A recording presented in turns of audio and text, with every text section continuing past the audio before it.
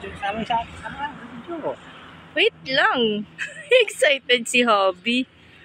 Ayan o, nandito na po tayo. Pauwi na tayo galing Ilocos Norte. Ayan. So, meron po tayong mga 8 hours to get back to Angeles City. Hi guys! So, eto na kami.